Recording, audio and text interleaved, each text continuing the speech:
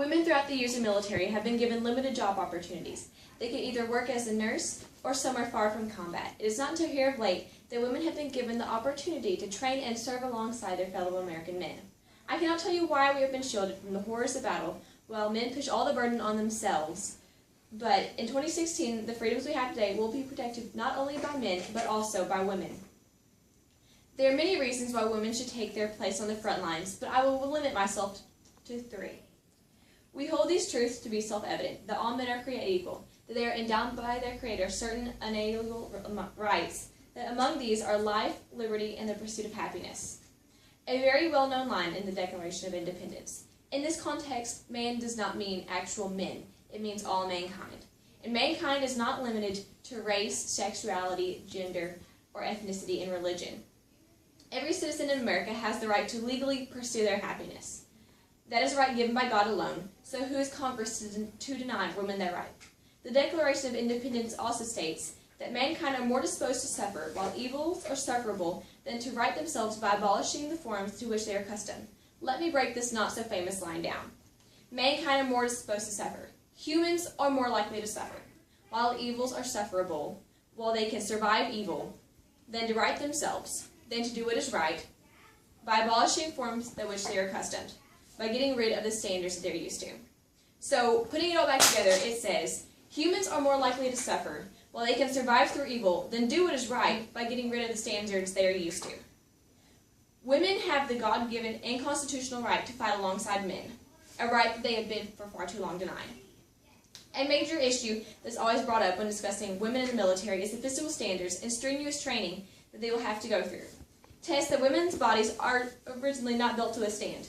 Many people argue that the standards for women are too low and it's weakening our military. But I don't think the standards need to be changed. Environmental evolution shows that when a body is put to the test over a period of time, it will adapt. Women in the combat shouldn't be women that weigh 120 pounds and are concerned about how they look. They will be women that are built for that task.